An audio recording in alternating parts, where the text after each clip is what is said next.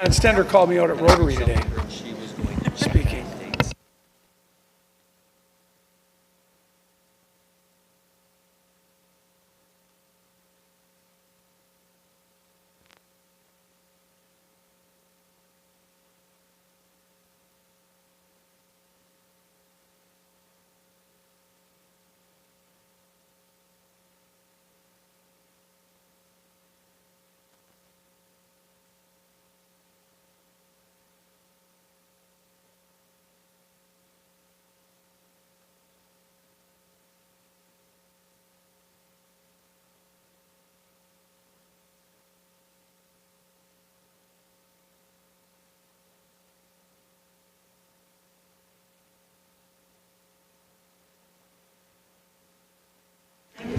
Yeah, that's mine.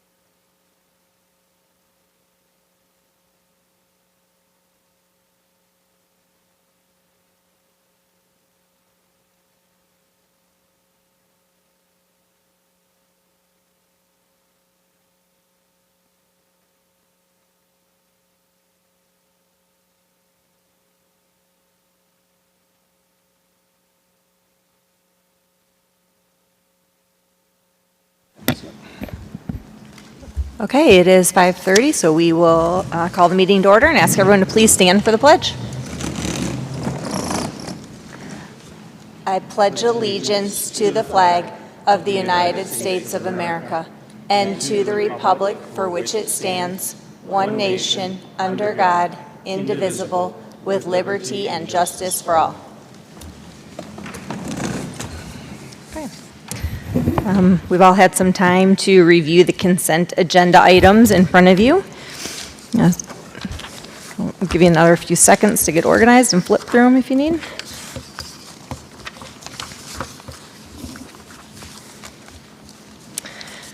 All right, next up, we will need a motion to approve the May 22nd, 2023 regular board meeting agenda as presented.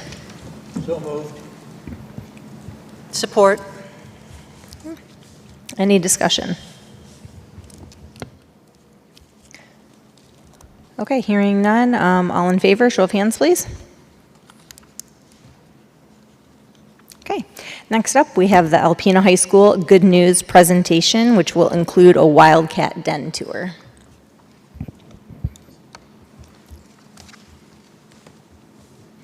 Check, check. It doesn't fit in there. I want to thank everybody for coming tonight. One of the things we want to do is we would like to do a tour of our new Wildcat Den. I want to thank AACU and APS, or Alpena Public Schools, for helping to partner and work together to put together a new student area. We're calling it the Wildcat Den, which is really another name for the media center, but it's really a student union. So it really changes that focus from a complete media center to a place where students can be throughout the day. We've created, I believe, a space that's very warm and comforting for students and staff, and it's open, and I have there today Allison from AACU, who will help answer questions about what the Wildcat branch is about, what they're offering for students. They're going to talk about some of the financial literacy ideas that they have. Allison, we've been brainstorming. You're going to see some of the placards that are up, and some of the advertisements that they put out are really pushing, working with students in the Wildcat Den, discussing financial literacy and how that can come to the classroom and can be used with any teacher throughout the day at any request. So it's pretty exciting. It's a great partnership. And in addition, Julie Samp, our media specialist, will be there as well, and she can help answer questions about the media side of the facility. We're pretty excited. It was a project that we started, and it was in transition throughout the year. And as we opened midway through winter break, or not winter break, but near the middle of the year, we were able to kind of soft open. And so since then, we've been using it pretty regularly, waiting for a time when we can do an open house and really invite the public in along with AACU and officially open. So today would have been it, but unfortunately, Leanne, who's been my partner in this project, was out of town today, so she was unable to do that. And so this will kind of be of our unofficial grand opening until we have a grand opening. But hopefully what you'll see is a space that students feel comfortable in. One that they can, we have many students who have different types of schedules than traditional 1 through 7 hour days, and they need places. Up until now, we're using the large commons, we're using areas throughout the school, and this provides a space where they can sit in comfort, and actually classes can be held as well. So with no further ado, what I'd like to do is Leslie's going to show the PowerPoint on here for people that can or do not want to go down. But I'd like to be like a Pied Piper and head down that way and have everybody join me and take your time, look around, ask some questions, and just see the space, because it really is a space that I'm proud of as a leader at the high school, and love the way the students have interacted in that space. It really is something to be proud of, to be quite frank. So you'll see we've got plants in there. It's really refreshing and warm. So I look forward to taking you down there and discussing any topics that you might have. And with no further ado, if you guys would please join me for a tour.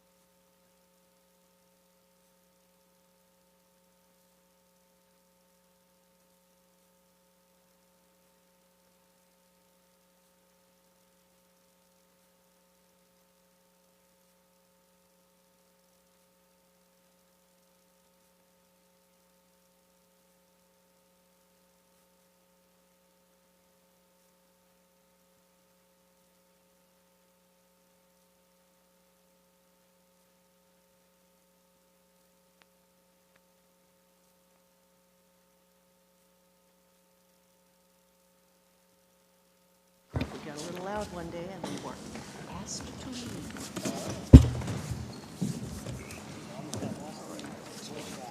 Well, it was fun.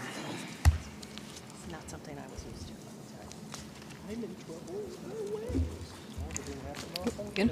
Okay, we got the sign that we're good, so we'll keep moving. Thank you to Romeo and high school staff. That was great.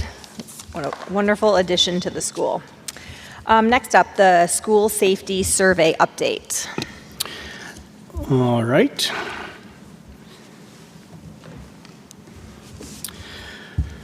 So I shared with the board, I think either last week or the week before, the results from our school safety and communication survey.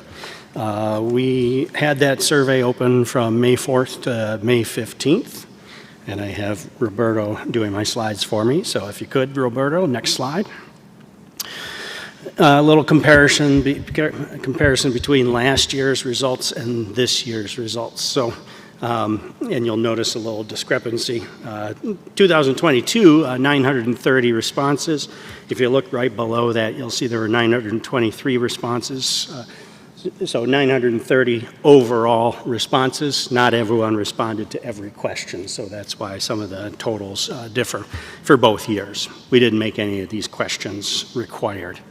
So 930 responses last year and 648 responses this year. The one major difference we did in administering this survey was last year we put it out on Facebook, so we could have gotten anyone, filling it out. This year we just emailed it directly to our families, our staff, and our students. If you look, there's striking similarity between last year and this year. So last year, 45.4% of the responses were parents. This year, 43.5%. 33.4% were students last year, and 35.2% were from this year. And then the next largest group is almost identical. It's the teacher group, and 10.2% responded, or 10.2% of responses were from teachers in both years. Roberto? So very simple survey. It's simply meant to get a pulse. We're not making any big decisions off of this, but we just wanted to know how people felt about how we were communicating, specifically related to school safety and security. And so same thing. On the left-hand side is 2022, right-hand side is 2023. Again, strikingly similar in responses. So this is, I feel the district has or has not kept me well informed in regards to school safety and security. Both years, about 78, 79% said that they do feel that they've been kept well informed, and 20.5 and 21.8% said they don't feel that they were kept well informed. Go ahead, Roberto.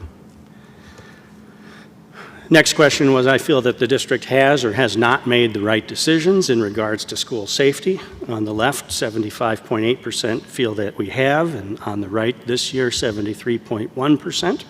And then 24 and 26% feel that we do not. We just gathered these results, closed the survey, I think, Monday last week. So we'll start, kind of just putting some thoughts around it. I've shared it with a couple of groups. One thing that stuck out to me is, last year versus this year, we've had a number of school safety incidences across the country and also locally at the time this one was administered. So, again, we don't know for sure. We never know how people respond, but we're just using this for a pulse, basically. Okay, Roberto.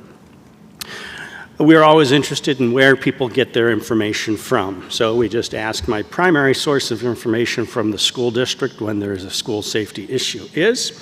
Again, very similar results. The good news is that 54% last year and 53.9% this year get their information from district emails. That's what we want. That's where official information is coming out.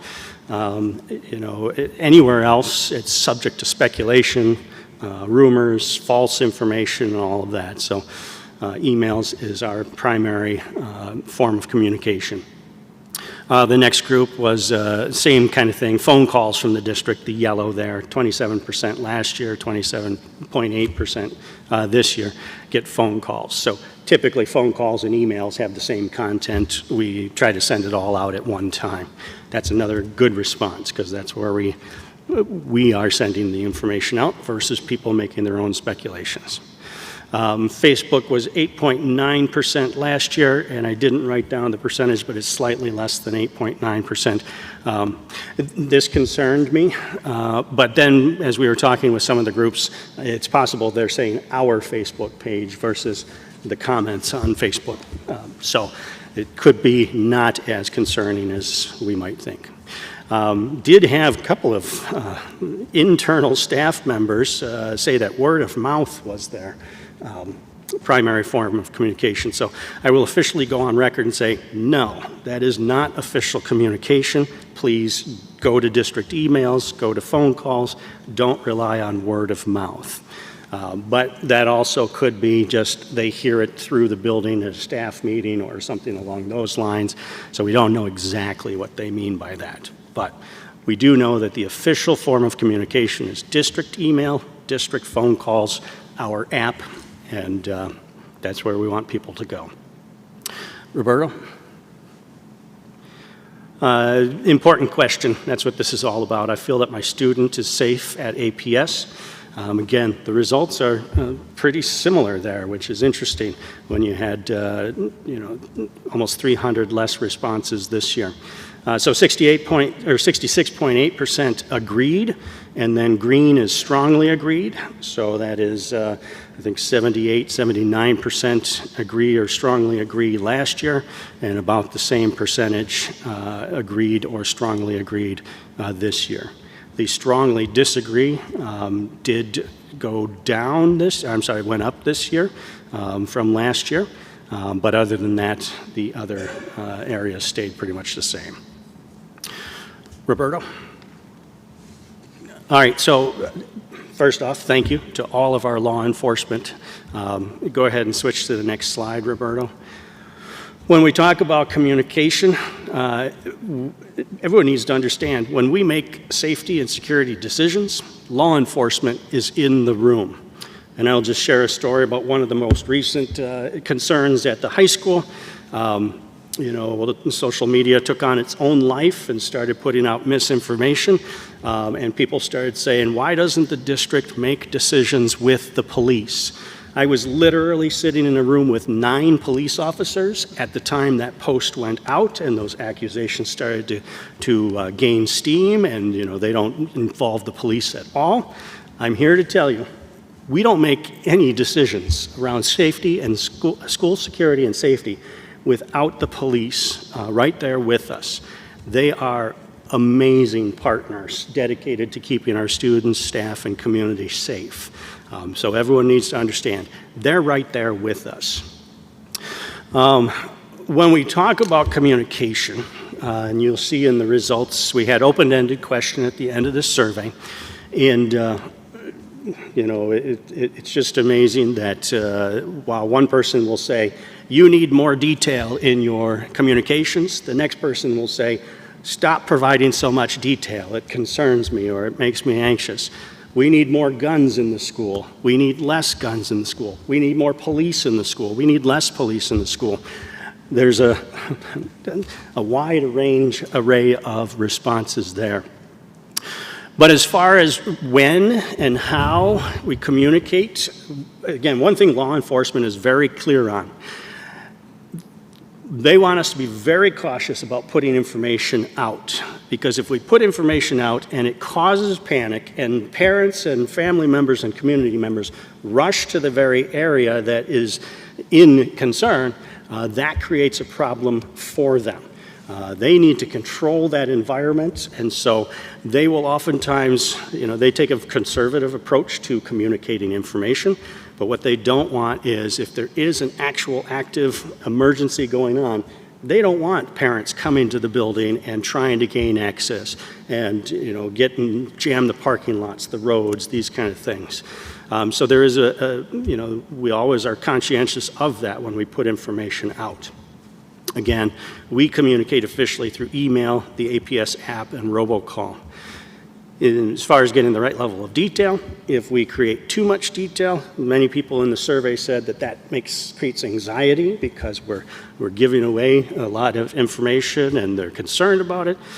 Any amount of detail is subject to false information, rumors, and speculation on Facebook and other places. So, number one, we're always making these decisions, even around communication with the police. They advise us, you should do this, you shouldn't do this, we'd like you to do this, we wouldn't like you to do this. I'm not sure that we'll ever please everyone on communications in those situations, but we do try to get as much factual information out in as timely a manner as possible with a real conscientious effort to make sure that we don't create panic and we don't have lack of transparency. And then just an overall message, social media creates misinformation and overreaction. We've seen this time and time again, and the problem is it blends over into real life, where if people start making assumptions off of what they see on social media, they start calling, they start emailing, they start creating this false narrative of what's going on, and that hinders the police's ability, the law enforcement's ability to handle the situation. It hinders our ability to communicate effectively, because we know the second one person has a suspicion that something unusual is going on, the entire world knows. I'll give you an example. Last night I sent a message out to the community and staff about an incident that did not take place at Ella White. It took place in the area of Ella White, and within 13 minutes of sending it to our parents, our students, and our staff, the media had called and asked for a copy of the transcript. So somehow they got that message in 13 minutes or less. So it's a very delicate balance for us. We would love to say to you, here's the information, but you can't share it. But we know that that's not necessarily possible. Last point, too, is almost everyone that's making these decisions around school safety and security, myself included and my administrators, have children in the district in all of the schools. So when we're accused of not caring about children or favoring these children at this building or otherwise, I got children in 3 buildings. I was in 2 of the buildings, well, every building, sometimes something going on, making those decisions as a superintendent first and as a parent as well. So it's important to know most of the people making these decisions, law enforcement, school officials, they all have children in the schools. I think that was my last slide, but see if there's one more. There you go. That was my last slide.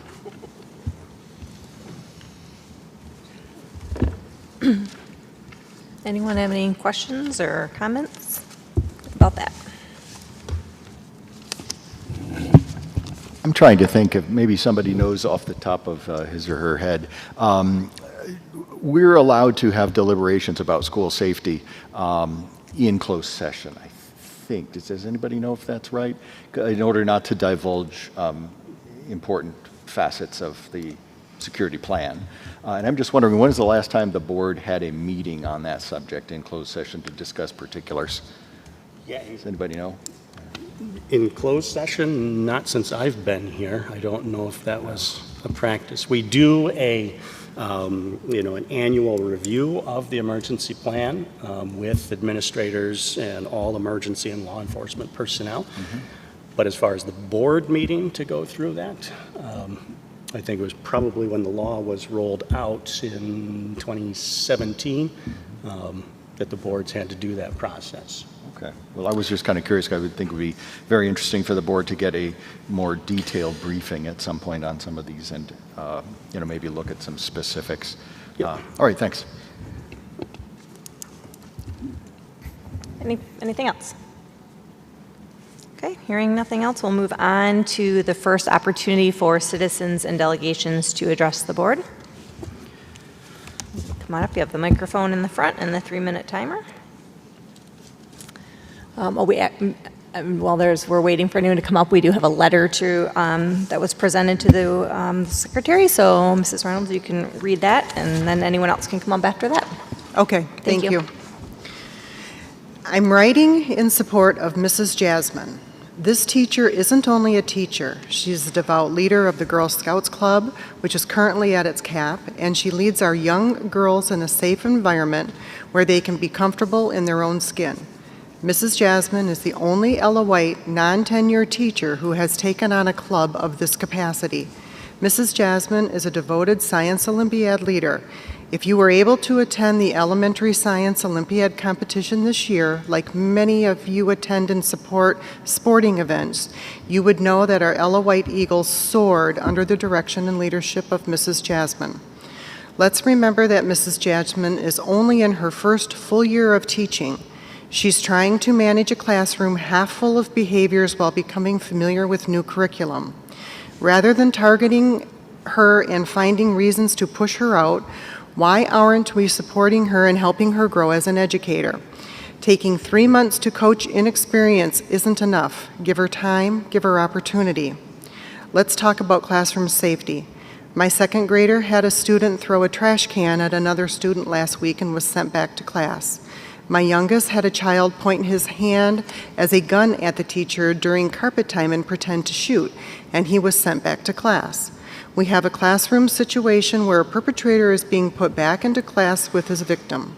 We have a situation where a child and her pants and panties pulled all the way down in gym class by a male student and the parent wasn't notified. A 5th grade student was told to kill herself by another student, and the IA told the child just to stay away from the kid. Heightened behaviors are across the board right now. We've also had instances of doors being propped and left open on more than one occasion at Ella White. Mrs. Black is trying to resolve this, but it's continuing to happen. Where is policy accountability for these issues? Picking and choosing who we want to hold accountable isn't a consistent way to uphold policy. Let's talk about eloping. A child eloped from Mrs. Jasmine's class and she's being drilled for it. As a mom of a 6-year-old who has spiraled since December, my own child eloped the building in front of both Mrs. Black and a school success worker while I was on the phone with the school success worker. I quickly started driving to the school to help, and an office staff told me on the phone that they couldn't find my child. If this can happen in front of an administrator and a school success worker, then why are we only holding Mrs. Jasmine accountable? She has dedication and passion. Those are qualities not all teachers can say right now. Another interesting note, none of these issues became problems until Mrs. Jasmine spoke on Mr. Berryman's behalf. Now she's a target.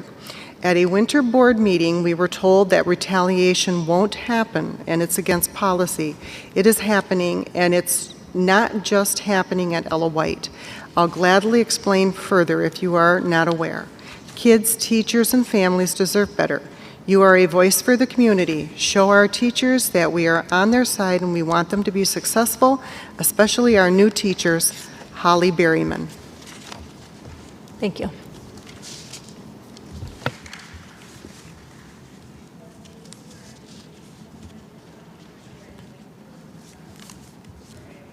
Yeah, anyone can come up during public comment, so.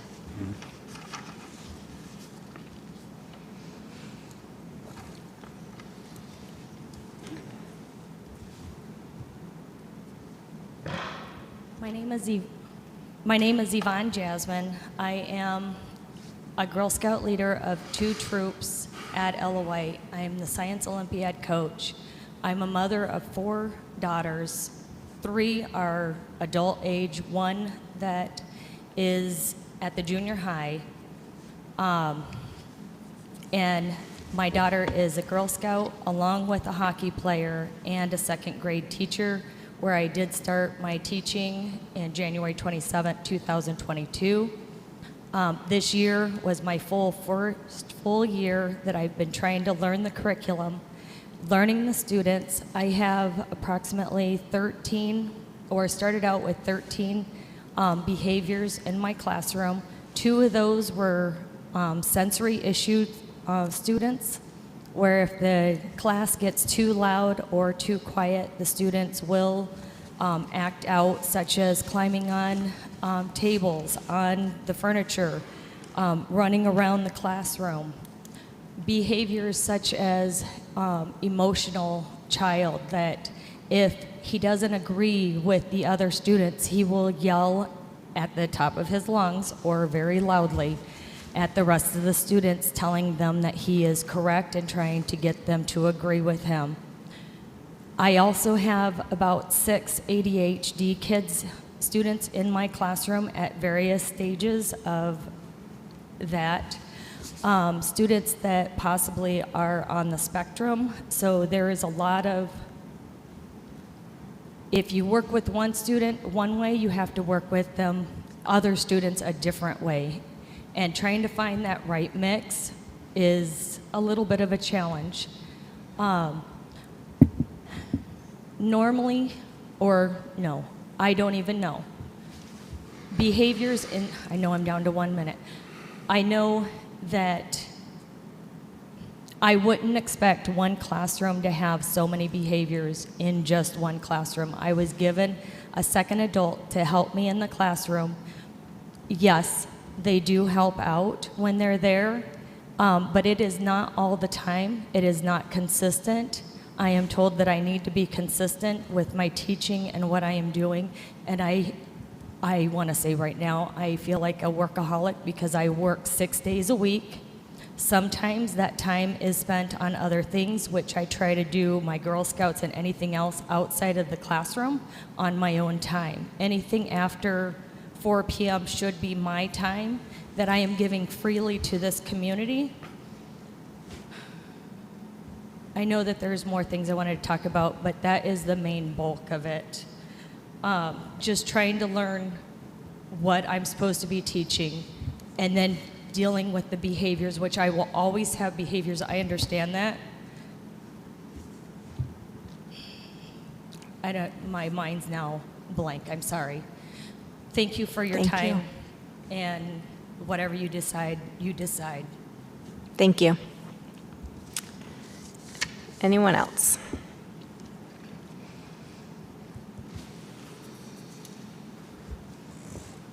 I have never came to a board meeting in my life, nor did I ever feel the need to, until the day that I realized Mrs. Jasmine was going to be coming in today.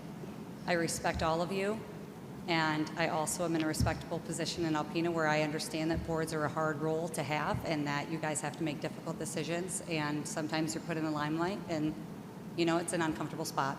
I want to respect you, and I want to thank you for your service that you do on this board, because I know it's not an easy job to start. What I would like to say is that my daughter is a student of Mrs. Jasmine's, and the problems that she's had at Ella White were not in the classroom.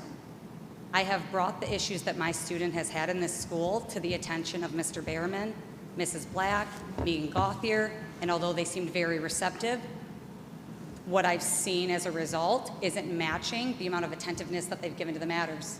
In the year of 2023 alone, my daughter, please forgive me for saying these things out loud, has been told, "Your mouth, my dick." She's been pushed against a fence and held down by a boy trying to make out with her, where another student had to rip the kid off of her, which in the real world would be considered sexual assault. When the boy brought this up to the aide said she'll look into it, and nothing was done. She's had her hand dug and pictures taken and sent to the school of a boy who wanted to be her boyfriend. These are all separate boys, by the way, that are in her class. I want to make sure you know they're all separate children, where he is still in her class. Every boy that has done these things to her, she is still in class with, and they have not been separated. On top of the fact that one has been so verbally abusive that she stopped eating as a thin 8-year-old because he told her she was fat and her teeth were yellow, and she was scared to eat because she thought her teeth would be more yellow. These are all issues that have happened at this school on the playground that I have brought to people's attentions that are not Mrs. Jasmine and are still continuing to happen. I'm looking into other elementary schools to move my child to, because at this point, I don't know if Ella White can be fixed. I literally think that the amount of children that they rework after the selections are done to be segregated to one teacher's class has happened every year since I've been there, since junior kindergarten, and I've seen it for myself. I know these kids. I work in the community, I go to the open house, I see the names, and I know for a fact the kids were reworked in the classrooms, and way more problem children and children with barriers are always segregated to one class, and my daughter always ends up in the middle of it. The fact that she's had to deal with these things in one calendar year to date and all these kids are still in the school, and the response I'm getting is there's channels that they have to follow. I understand that, but if you jump just a push or a shove to saying your mouth, my dick in second grade, and my kid asks me what that means as a parent, she's being robbed of her childhood, and this elementary school needs massive help that you can't give a teacher when you put this many problem kids in a class. Because it's not human to have to deal with that many barriers, no matter what amount of master's degree or doctorate degree you have. Thank you. Do you mind just sharing your name really quick before you step down? No. Okay. Okay, anybody else?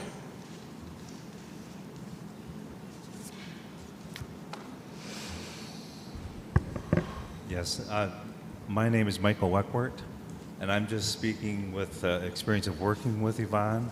She worked with me with the Science Olympiad at Ella White, and she was outstanding. I volunteer a lot of time there at the school, so I see what she's done with the kids. I'm not in her classroom except for when we were doing the Science Olympiad, and she is just an outstanding teacher. She has nothing but love and compassion for the kids she has. She's in a tough situation like they all are, trying to get these kids with all the different characteristics that they do have. I see that every time that I'm in there, but that is part of the way the school environment is today. She handles it the best that she can, and she's doing her darndest to learn how to do this, but she's got nothing but love and compassion for these kids, and I support her all the way. Thank you.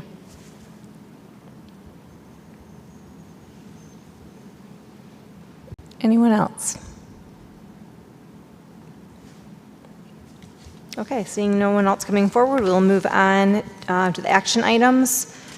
First up would be the approval of consent agenda items, the 4/24/23 regular meeting minutes and the 5/8/23 monthly workshop minutes. We need a motion to approve the consent agenda items as presented.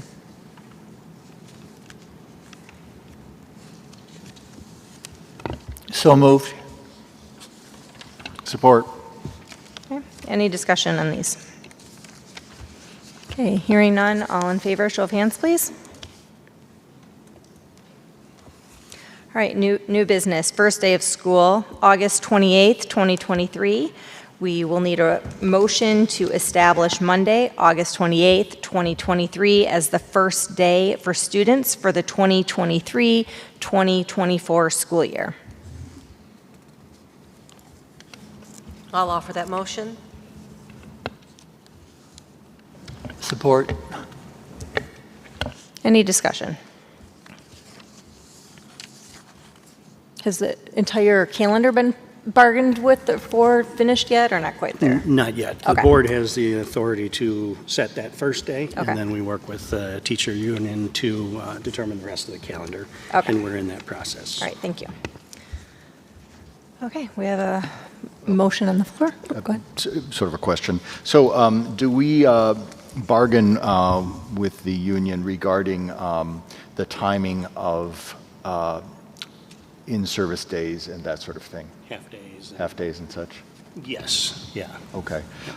Well, I'll say it now because I like to say it every year. If there were a way that we could lump all those together so that families could use that time instead of the kids getting parked in front of a computer doing who knows what, that would be lovely. But I'll stop talking now because I don't want to see us start the year any later because I'd like to see them get out of school earlier. Yep. So anyway, that's my 2 cents. Duly noted. Thank you. Any further discussion? Okay, hearing none, show of hands in support of this motion, please. All right, motion moves. Next up, consideration to approve CTE vehicle purchase. We have the papers here, and it looks like Mary is going to speak on behalf of this. So I have a little information to read from Joyce in regards to the 10-passenger van. Hang on. Can you stand a little bit closer? Yeah, there we go. Sorry. She's at Is it okay? front podium, Roberta. Can you hear me? She's down. Okay, Okay. they're good. We're Yep, good. just stay close, yep. Yeah. Lower it. So In regards to the 10-passenger van, many local work-based learning sites drop off pickup in smaller tour groups. Teacher Academy transports students, sometimes daily, to area schools. All programs travel to district, regional, and state competitions all around Michigan many times per year. Many needs for student transportation at the same time, local and out of town. The 10-passenger van, purchased with CTE grant money, would eliminate the need for some parents to drive to events. The new vehicle will be updated and safer with rear cameras and safety features. The CTE program currently owns a 2012 van, which is only an 8-passenger, a minivan, a 2017 year is a 7-passenger, and then they have a Dodge truck too, which isn't used for student transportation. So there were 2 bidders. One was a local one, which was McInerney, which is one we're presenting to be approved, and then another one down in the Detroit area. The one in Detroit, we just allowed it because it was for a 12-passenger van versus a 10-passenger, and the federal state transportation laws require 10-passenger if you don't have a certified bus driver driving it. So we had to eliminate that. They said they could modify it to be a 10-passenger, but it takes a lot, and you have to go back to the state and reissue the bin and everything else. So just to be on the safe side, to make sure that everything was manufactured specifically to transport 10 passengers, we would like to go with the quote that was presented by McInerney in the amount of $74,945.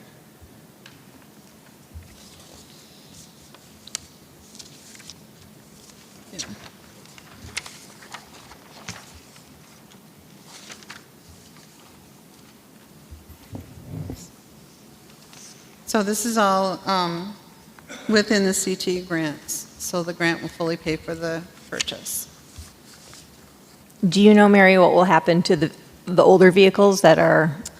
They'll maintain those until, Okay, we'll keep you know, if this transports a larger group of kids to, you know, different things at CTE, like maybe a BPA competition or FFA competition or something like that. Right.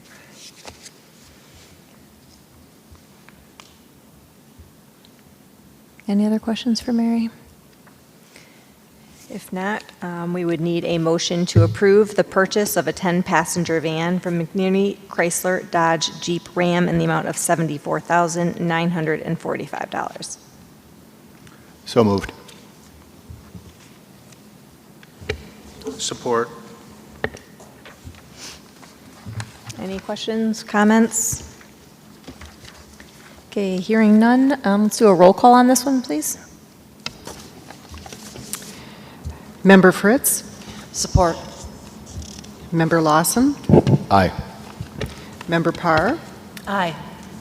Member Hanson? Aye. Member Snow? Aye. Member MacArthur? Aye. Member Meinhardt? Aye. Okay, motion carries, thank you. Next up, AMA ESD Board Vacancies Resolution for the candidates Stephanie Couture and Stephen Genshaw.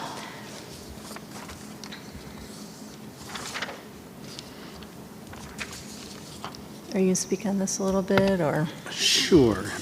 So this is a process, each of the local education associations boards elect the board positions on AMA. At this point, we have 2 retirements from their board, and then there's a process of people putting their hat in the ring, so to speak. And as it turns out, we have 2 openings and 2 candidates for it. The process is that our board takes official resolution of dedicating a person to cast that vote, and also for who those votes would be cast. And that's what this resolution for the Alpena, Montmorency, Alcona ESD Board of Education vacancies is about. So the vote will be cast on June 5th, I think. Is that correct, June 5th? Yeah, Monday, June 5th is when that election takes place, or that nomination. Great. And just to speak a little bit, for those who aren't aware, Mr. Genshaw is a retired principal from Alpena Public Schools, and Stephanie Couture is a very active and involved parent of a clan of Alpena students, including a daughter that is a Pied Piper student. So I always think it's great when we get some active help from Pied Piper families involved as well. So. Anything else with this? If not, we would need a motion to adopt the preamble and resolution as presented. Oh, quick question. Is Member Parr still the liaison to that group, and you would be casting the vote? That would be my understanding. I was going to ask for clarification Yes. about just that, but I believe that is correct, yes. If I'm in Okay. error, please tell me. Nope, that is correct. Okay. I see it's blank on this document in Yes, front of so you. So I, they would be appointing Stacy and then backup. Who was the backup? That I was think I was. Member yes, Meinhardt. Yeah.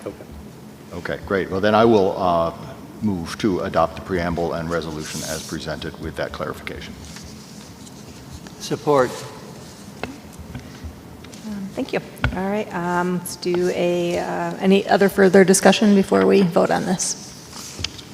Okay, thank you for those two for volunteering their time and services to fill those vacancies. And let's do a roll call since this is a resolution. Thank you. Member Lawson, Aye. Member Parr, Aye. Member Hanson, Aye. Member Snow, Aye. Member MacArthur, Aye. Member Fritz, Aye. and Member Meinhardt. Aye. Thank you. Motion carries. Next on the agenda, 2023-2024 AMA ESD Proposed General Fund Budget Resolution. We have the budget memo and the budget summary, which we briefly discussed during our workshop and then received copies of. And I would add, we had a conversation at our workshop meeting about this process. AMA has a new superintendent who is a former APS employee, and some of our challenges or issues has been having someone at AMA that truly understands the needs of APS, because it is so different than the other districts in that ESD. So we've seen some real positive moves in that regard. So I just wanted to kind of reiterate that we believe they'll be more responsive than they have in the past. At least we're hopeful that it would. And so this is just an annual process where they present a budget out and the districts vote either in support or not in support. And then that is recorded for their purposes. And then, essentially we open those conversations moving forward with how aligned we are. I'll say it that way.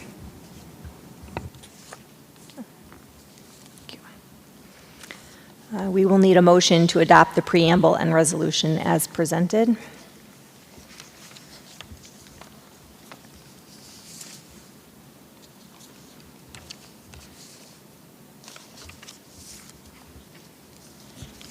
I'll make that motion.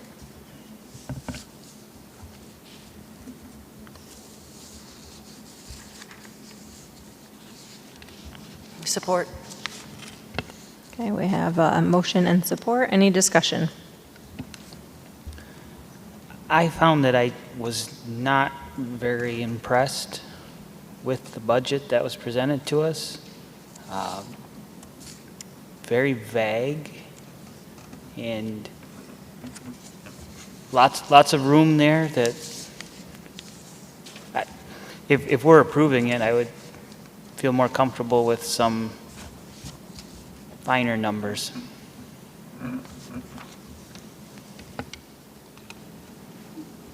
So I don't disagree with you. You and I have been having some conversations about what those details are. One of the challenges with presenting a budget for a purpose like this is, as we will talk about with APS's budget, line item detail, there could be thousands of line items under any particular, and I'm speaking from a layman's, under a particular funding code, there could be several lines of detail. So you typically wouldn't see a budget like this presented with every single line item detailed out. That does not mean that we can't ask questions and get those answers. But as far as the way the document is presented, you wouldn't necessarily see every item broken down to that level of detail. And I would note, and again, correct me if I'm wrong, but their budget, once finalized, is very much as ours is. It is a public record that anyone in the community can access. Correct, yeah. When I think about what we look at for, we get a mental health, we get a board update. It's got a lot more detail than this, and yet it's really only 2 or 3 pages. I wonder, I guess I would very much like to see something a little bit in between this, which to my way of thinking is very little information. And as you say, though, to give complete line item detail, nobody wants to go through that 300-page document. But I would think we could do something in the middle, and that might be a request perhaps we could make to them. Sure. I will make that. Yeah. Because I share that concern. There just isn't as much here as we might like, but I can easily imagine at some board meeting in the past, somebody said, "You're giving us way too much information. give it to us on 1 page," but maybe we could swing the other way. Thanks. Okay. Thank you. As you know, I've asked several questions related to this, and it seems as though the relationship between the AAM, ASD, and the public schools is somewhat confusing, to say the least, exactly what that relationship is and what the requirements are, and to be honest with you, why we're involved in the process. Anyway, I did spend a little bit of time on their website today, and I guess I would say that if this were our personal budget for the school district, and I was looking at how some of the expenses were spent and how the outcomes are, I would have some questions as to where the finances are going. And I'm not saying that this is bad by any means. It's a fantastic organization, and hopefully our relationship is improved moving forward. I guess, if we're being asked to vote on this, it feels a little odd to just throw my vote to say, hey, I support this, when I really don't know that much about it, because it is quite vague, and there's some interesting areas in here, particularly in the past. So I do have questions, moving forward as we improve the relationship. Perhaps we could have the relationship, explained to us a little bit better. And perhaps that's just my own ignorance. Forgive me if I'm the only one that feels that way. But also how this process works and how we can work together to improve, what we get in our district. So.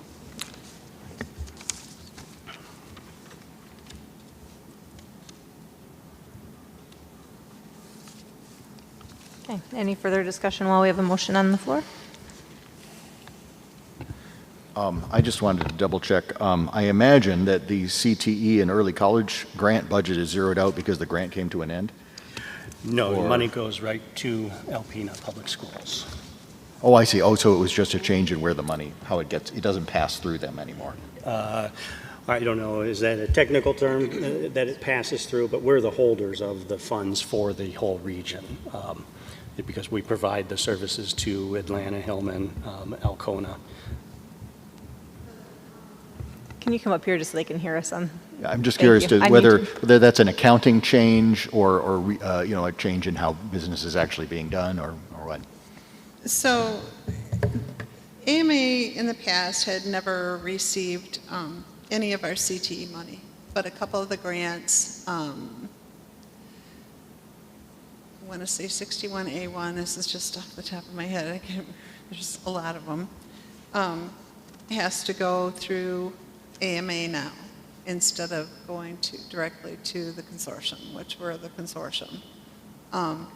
So what they do is just hold the money. They don't take any portion of it, they just hold it, and then as I spend it, I send a bill to them, they pay us the portion we've spent, and they hold the carryover and like that. So when you see 0 in their proposed budget for 23-24, The state budget is still up in the air, so the CTE has not been approved that they would normally hold.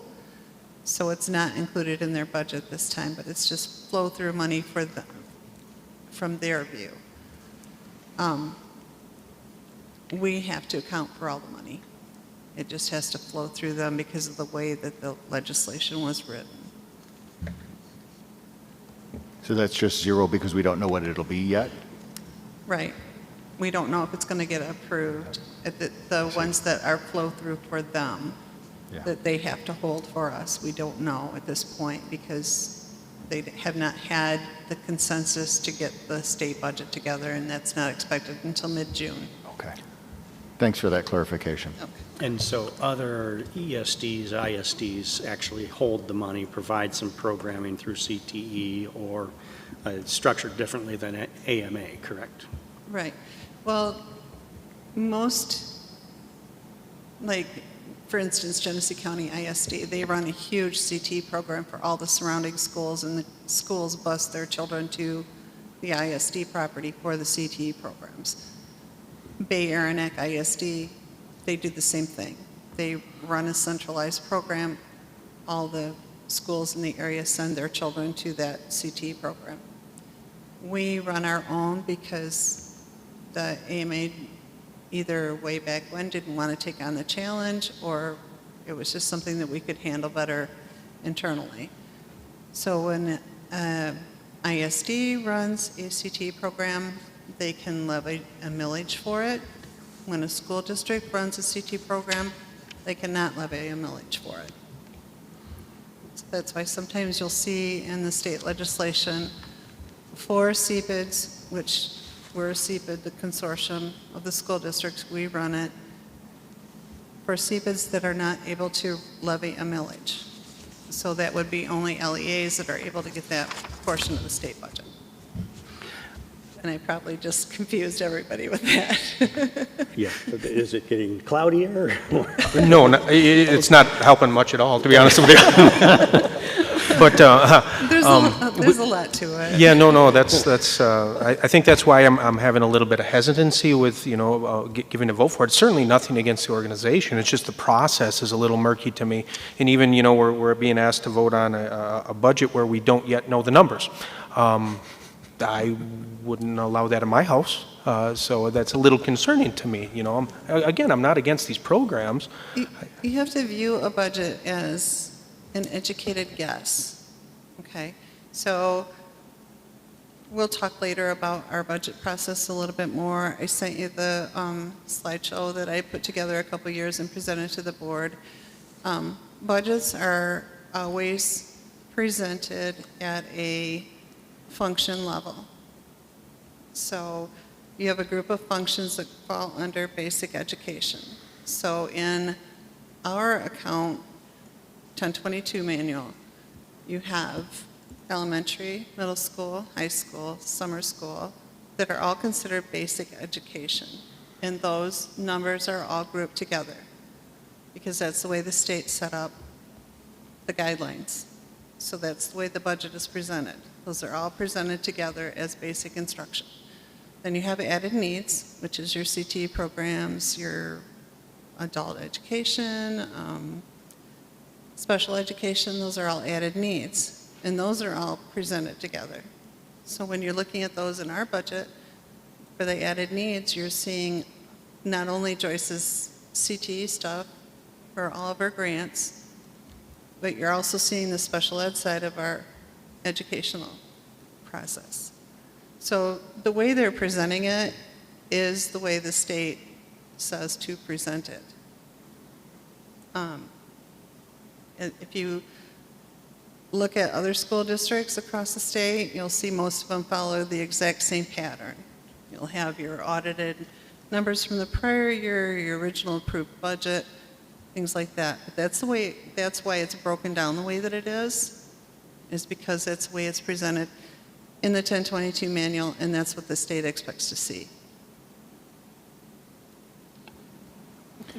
Question though, so would it be fair to say that changes in fund balance and changes in net position are not the same thing? Yes. So maybe we could have more information about changes in net position as opposed to just the fund balance. So Or is there a way I can ferret out what the change in net position is from this document? changes in net position when it comes to school districts and ISDs involve the unpaid or unfunded liabilities and things like that that stretch out into the future. So those come onto our books on the governmental side of the audit book. They're not included in our regular general ledger, but they are presented that way so that people have a better idea of what the whole government is. So the unfunded liabilities are just a portion of that. Then you have all of your GADSBs and things like that. They have to be detailed in the audit reports. Like this year, the new GADSB is GADSB 96, and it's the contracts and such that we have for all the software. So we have to present that as part of our governmental, but it doesn't show up in our general ledger. It's a report so that people can look at it and say, well, 3 years out, you have this contract, or 5 years out, you have this contract, and every year you'll be paying on it, so that's a definite cost over those 5 years, but your general ledger budget is just for the 1 year. So that's kind of the difference in a basic explanation. Okay, well, that's great. That's very helpful. And I guess I would suggest that as far as what they send us, maybe it could include a bit of that governmental side, because that's real. That's, it may not be specifically for this 1 year all by itself, but it's valuable context. That's always in the audit. It's never like adopted. If you have a prepaid contract, you don't adopt that in your budget because it's not your current year. Right. But just for purposes, if we're going to be asked to sign off on this budget, there's context that this budget lands in, and I guess that's kind of what I'd like to see more of. And this is not criticism of you, because I know you didn't make this decision, but as we let them know, that our board seems to have a pretty strong interest in receiving more information, that would be very valuable to me to have that end of it. But anyway, thank you. That was beautifully explained. They could probably flesh out this area a little bit more, just to explain what some of those expenditures are. But as far as the governmental side, it's hard to do because we have to wait to get numbers from the state and everything else in order to make that presentation correct. Like, I've got to wait until I get like 6 different spreadsheets from the state that shows all of our different numbers on how to calculate the retirement unfunded liability, because you have to calculate it from a certain date to a certain date, and then when the state's fiscal year changes, you got to calculate it from that to that, and then run things together, and it's a very long, involved process that we can't do until we get those numbers from the state, which is pretty much after our books are closed, and you get it once a year. So as far as the governmental side of it goes, it's just a representation, basically, of your regular budget plus a bunch of other things that are required for the governmental side. Yeah. Well, perhaps then, in addition, requesting from them maybe a little bit more of a budget narrative as opposed to just the bullet points they've given us. That would be also, again, very helpful. Yeah, I can mention that to Melissa. I don't think she'd have a problem with that. Thank you so much. Okay. Mr. Fitzpatrick, you putting on a different hat here? I'm going to change hats really quickly. I did, after Eric and I spoke before the meeting, I did reach out to the superintendent of AMA, ask for clarification. So if this relieves the burden at all, I don't know if it does. This is a transparency exercise. If you voted against the budget, it would still move forward as it is. If you vote for the budget, it would still move forward as it is. It's really our best intention to provide any information that you ask of AMA in order to have a better understanding of how the finances are spent. That can absolutely will be done if you'd like, if you request it. But the vote is not a vote to approve the budget. The budget will carry through based on the vote of the school board at AMA. And so it's done for transparency with the best interests of both organizations at heart. But it's not a true approval of budget. So if that relieves that burden, that's good. If that makes it worse, I guess that's bad. But the organization definitely wants good relationships with the member districts and will provide any budget transparency items that you request. just simply make that request, and I will assure that that will happen. But in terms of an actual, LEAs have not approved before. LEA boards have voted to not approve, and the budget still moves forward. So just so you're aware of that you should understand what you are or are not voting for, if that's fair. Well, actually, that helps a lot. So our vote has nothing to do with the budget. It's whether or not we accept the transparency and it's we... essentially you viewing the budget. Yeah. Sure, okay. That actually helps a lot. Thank you. Thank you. We do have a motion and support on the floor to adopt the preamble and resolution as presented. Is there any further discussion before we do a roll call? Okay, hearing none, roll call, please.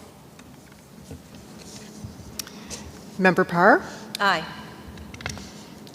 Member Hanson? No. Member Snow? Aye. Member MacArthur? No. Member Fritz? Aye. Member Lawson? Aye. Member Meinhardt? Aye. Okay, thank you. Human Resources staff update regarding new hires, resignations, and retirements. Good evening. I am pleased to announce we have 12 new hires this month. For professional staff, Megan Klein, special education teacher, Besser Elementary School. Heather Aboud, elementary teacher, building to be determined. Cheryl Carrington, elementary teacher, building to be determined. Alyssa Lovell, Spanish teacher, Alpena High School. Andrea Lentz, social worker, Ella White Elementary and Alpena High School. Susan Redlinger, counselor, Alpena High School. Susan Maj, special education teacher, building to be determined. Scott Eldred, special education teacher, Alpena High School. Judy Urick, elementary teacher, building to be determined. For support staff, Thane Whitesell, instructional assistant, Ella White Elementary School. Katie Subchinsky, elementary office assistant, Sanborn Elementary. Carly Doan, office assistant, accounts payable, central office and CTE. Resignations, Danielle Dalt, office assistant, accounts payable, central office and CTE. Marga Decker, marketing paraprofessional, Alpena High School. Kelly Desmond, instructional assistant, Thunder Bay Junior High. Katie Hubbard, registrar, office assistant, Thunder Bay Junior High. Tina Rondeau, instructional assistant, Alpena High School. And Keely Fairchild, elementary office assistant, Sanborn Elementary. For retirement, we have Janice Walrow, security, Alpena High School with 22 years of service. And Shirley Klein, bus driver, Alpena Public Schools with 31 years of service. Thank you. Thank you. Thank you. We need a motion to approve the hiring of the new professional staff after completion of proper certification, testing, and other HR requirements. So moved. Support. Any discussion? Okay, hearing none, roll call, or show of hands for this, please.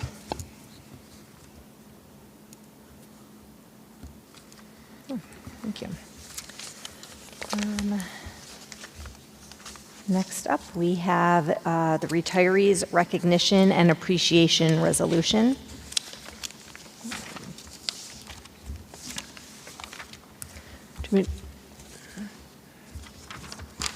You'll have the form of the preamble and resolution, and on the back, the list of those that will be being honored from the Alpena Public Schools, these retirees. Would you like me to read all of them or read the preamble as well? Yeah, sure, if you want to. Oh, you're going to read it, okay. Yeah, the whole thing. So annual process, first off, to recognize our employees as they retire. This year, 456 years of service combined amongst all of them. I do believe in the last couple of years we had almost 800 years. It was 765, if that serves my memory. So a lot of very seasoned, experienced, and knowledgeable staff members retiring. So the resolution is: a regular meeting of the Board of Education of the Alpena Public Schools was held in the Alpena High School Auditorium, 3303 3rd Avenue, Alpena, Michigan, on May 22nd, 2023, beginning at 5:30 p.m. The following preamble and resolution were offered by member blank and seconded by member blank. Whereas the Alpena Public Schools has been fortunate to have a dedicated staff committed to the mission of the district, and whereas several members of that staff are now about to embark on new adventures in life away from Alpena Public Schools, and whereas we, as members of the Alpena Public Schools Board of Education, wish to extend our utmost appreciation for the work that these staff members have done to make education an exciting and joyous experience for the students of our district. And whereas the Board of Education wishes to extend our sincere best wishes for every happiness in the future to those staff members who will be leaving the district at the end of the school year 2022-23. Now, therefore, be it resolved that the Alpena Public Schools Board of Education recognizes and appreciates the service of those employees departing the district, and we'll read the names in a moment, and wishes them well in all future endeavors, and further, that this resolution of appreciation and support be duly recorded and spread across the minutes of the Alpena Public Schools Board of Education on this 22nd day of the month of May in the year 2023. Honoring our 2022-23 Alpena Public School retirees, happy retirement and thank you for 456 years of service. Mary Beth Avery, 28 years, bus driver. Barb Bennett, 25 years, office assistant. Mary Doust, 38 years, counselor. Sally Donikowski, 17 years, registrar. Cindy Garber, 11 years, office assistant. Joan Hammond, 30 years, security IA. Elizabeth Hartley, 8 years, elementary teacher. James Kamishek, 28 years, lead custodian. Shirley Klein, 31 years, bus driver. Beth Colleen, 22 years, PE teacher. Karen Kosiara, 25 years, lead cook. Mary Mail, 29 years, lead custodian. Kimberly Skull, 30 years, office assistant. Mindy Schultz, 4 years, elementary teacher. Jeff Sobek, 26 years, security IA. Tom Stappa, 28 years, history teacher. Lisa Sima, I get that wrong every time. Simi, sorry about that. Lisa Simi, 27 years, elementary teacher. Janice Warrow, 22 years, security IA. And Steve Zahn, 23 years, special education teacher. Incredible. Thank you to all of them. Big shoes to fill. Yes.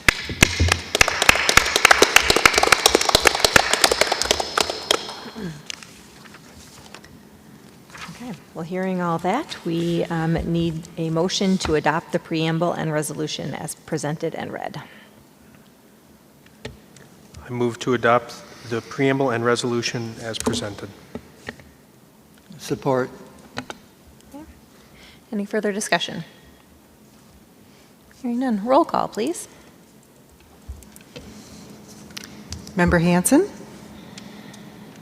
Aye. Member Snow? Aye. Member MacArthur? Yes. Member Fritz? Aye. Member Lawson? Aye. Member Parr? Aye. And Member Meinhardt? Aye. Motion carries. Thank you. Next up, consideration of non-renewal of probationary teacher. Not, what? Did I skip something? Yeah, we moved it. We moved it to second position. I'm going to come over here because I can't see everyone from where I'm sitting there. It doesn't fit in there. Okay. So you have before you the recommendation of non-renewal of a probationary teacher. State law provides a 5-year probationary period for teachers, during which that period the controlling board has the right to separate from that teacher at any point. This process is provided to Ms. Jasmine in a closed session or an open session. Ms. Jasmine chose to have this conducted in an open session. So that means I will present the information we have to come to that recommendation. Then the Board of Education may deliberate. If you wish to ask questions of administration or Ms. Jasmine, you are welcome to do that. But this is not a hearing, it's just a presentation of information, and you deliberate instead of in a closed session here in the public. There's been some discussion about her too. So on April 21st, I was provided a letter from Megan Gauthier and Megan Black indicating that they were recommending non-renewal for the following reasons: ineffective in Domain 2, the classroom environment, and minimally effective in Domain 3 of instruction. Upon receiving that, we then move this process forward, bringing that recommendation to the Board of Education. That recommendation you have in front of you her evaluation, which captures not every concern, not every positive mention, but it captures and documents the process that occurred through this. And if you start towards the back,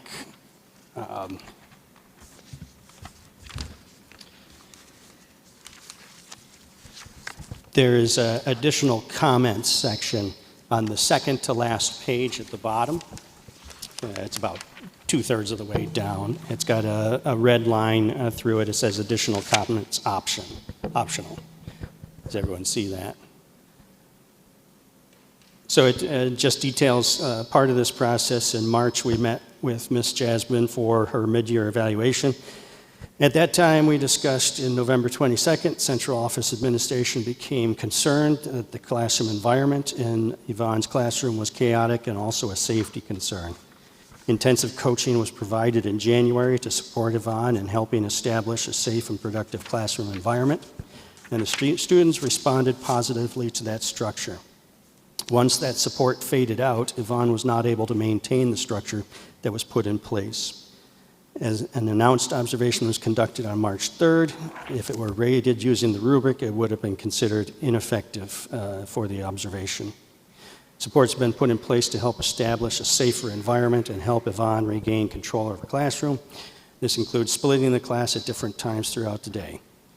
Yvonne is aware that if she does not make progress toward establishing a safe and structured classroom environment, the district may not renew her contract. Appreciate your hard work. However, since the mid-year, you have shown little to no improvement, and the overall rating is effective. So, as you read through these comments, there are themes in our concerns, safety concerns. You'll see that there was a behavior intervention plan for a student that was on a field trip at the pool. That behavior, the student was escalating in behaviors, but the behavior intervention plan was not followed, resulting in the student being removed.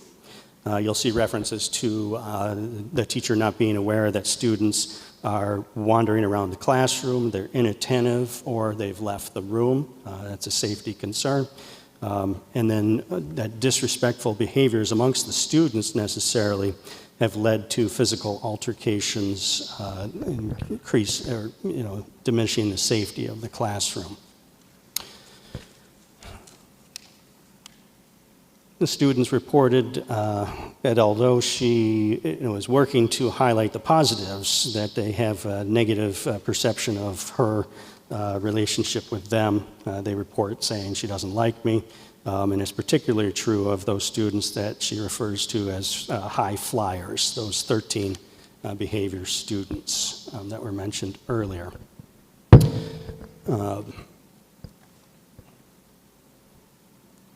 Throughout the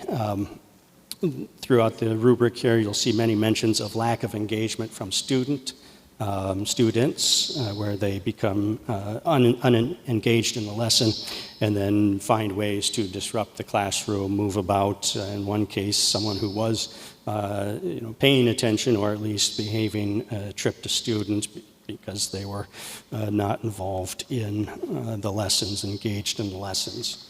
Throughout these, you'll see concerns about instructional best practices not being implemented and not being implemented effectively.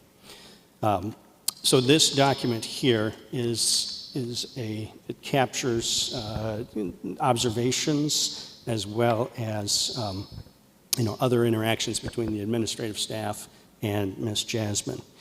As a practice, the supports that were started were instructional coaches who are, in the classrooms helping teachers improve their instructions. The intensive support for Ms. Jasmine came in January when the instructional coach essentially took over and modeled that instruction, and then we released it too. We have other examples of that in the district where there was success, that it was able to continue after those supports were taken away. In this case, they were not.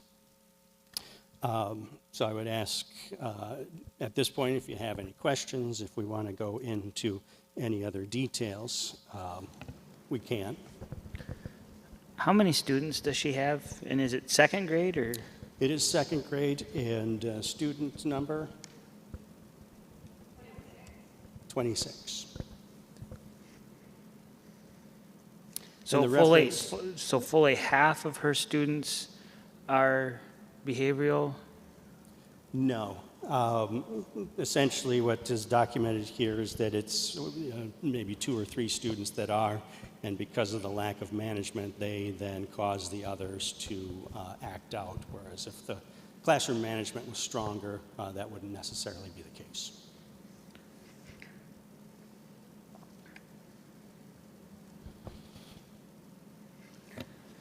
When were some of these concerns, maybe directing it to you, sorry, first brought up to Mrs. Jasmine?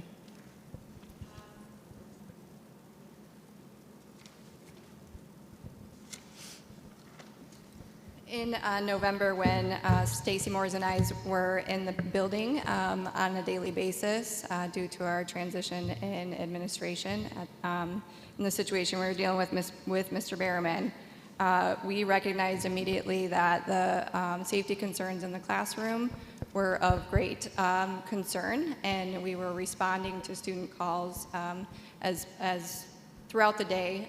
There's about 5 people who respond to student calls, so we're responding to student calls, really just trying to get a handle on how the building operates, how we communicate, and how needs are responded to. In the typical fashion, if there's a classroom of concern, with the classroom environment, we want to provide intensive coaching as much as possible. So our general coaching model is that if our coaches are working with teachers, they work with them where they want to focus. An intensive directive coaching is really saying, the administrator is saying, here's where you're going to provide coaching. When a classroom environment is as such a safety concern, we want to provide and direct intensive coaching early in the school year. That happens in all of our buildings where we have coaches, which is every elementary building. Also our secondary buildings, we want to provide direct intensive coaching as early as possible because it's harder to get the students back the longer the year goes on. Because Yvonne was not afforded that direct coaching, that direct intensive coaching early in the school year, we wanted to make sure that she had that opportunity. And so we were very supportive in nature because we had no idea if she was able to, with the right support, be able to maintain that. And so when we met with her right after we got back from break, it was a very supportive stance. We want to make sure you have all the supports you need because this is a safety concern and because the strategies that are put in place aren't working. So that was what was communicated with her soon after Christmas break. so the week after Christmas break. So I'll just remind you of the timeline. It was November 17th, 18th that we were present in the building. We were just trying to get a handle on how systems worked. And so once Megan Black came in, that was 2 weeks before break, we were really able to solidify a plan because we had a steady principal who was an interim principal that we could really work to see some practices followed through. So how long, so you provided coaching starting right after Christmas break, am I For the correct month in of that? January. And how long did they, what is the coaching like? Do you stay with her through the entire year, or do you start to pull back and So see? the intensive coaching that was provided was our instructional coach was in the classroom, either she basically was the co-teacher or lead teacher. They wouldn't plan academic instruction together, but she was there to create the routines and procedures that create a strong classroom environment. So that lasted for an entire month. Okay. I was able to observe at the end of that month, and it was a completely different classroom. The students responded very well to the structures that the instructional coach and Yvonne put into place, and they were sitting in their seats. They were not talking when the teacher was talking. They were responding to the procedures and cues that the instructional coach helped to put in place. So once that month where the students responded to that structure, we faded that support and gave it time before the next observation occurred to determine how well the routines and procedures were maintained. So after that, then when you went back in March for your observation, it was not maintained. It was not happening as it was happening in January, the week after you provided this coaching. It was a completely different classroom. I do need to mention as well, there was another classroom in our lower grade span, K2, that had a similar makeup of student need and behavioral needs and also safety concerns. We did provide the same approach, a direct intensive coaching, and through that process we determined that it wasn't the instructional strategies that were put in place, it was really that we needed to identify strong behavioral approaches for this crew of kids, because it wasn't the routines and procedures that the teacher was not putting in place that was impacting that. So that same strategy had a different outcome and a different impact with a separate classroom and a separate school. Does she have any IAs in her room? There was a one-on-one IA. I can't answer that question where it is currently because some students are no longer in her classroom.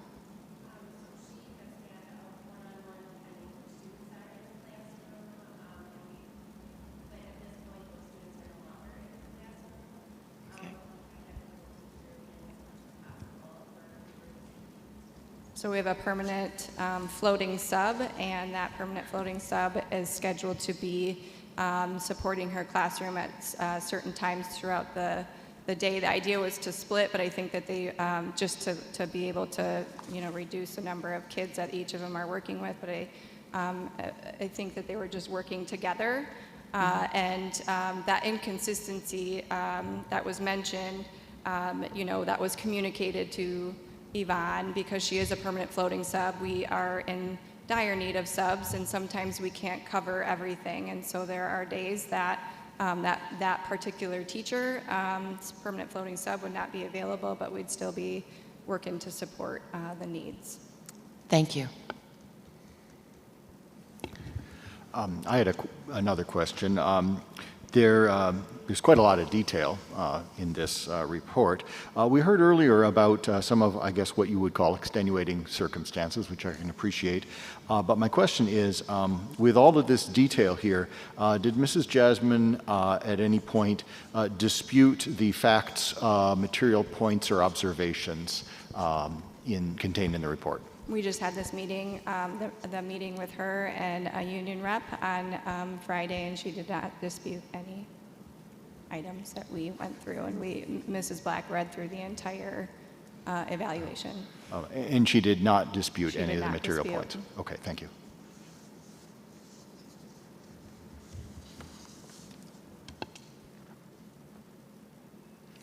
For the, for the students that are leaving the room, what is the policy what is Ms. Jasmine's course of action for that students?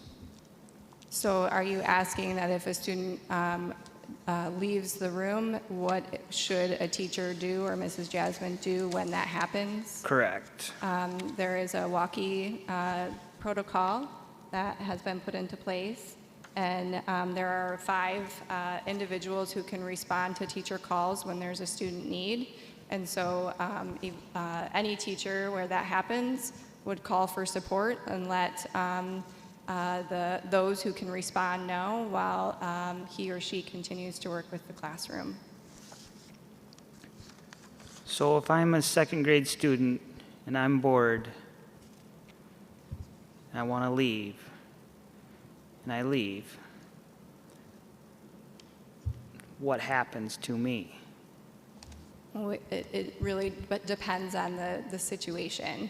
So when I'm bored. Yeah, when we're responding, we talk to the student and we talk to them about why. So you're bored. Okay, you're bored. Well, your job here at school is to be in class and learning. And so what can we do to help you to get back in class and learning? And we'll walk them back to class. And then really, you know, the teacher has a very difficult job of making sure he or she keeps all those students engaged. And so it might be a conversation afterwards like, hey, this kiddo who just left, he cited he was bored. What type of, you know, why do you think that happened? What do we think we could do differently? So, you know, that's how we would respond. If it became a defiance thing, if a student left the classroom, I'm bored, I'm not going back, and I'm going to push, then it could become a disciplinary matter.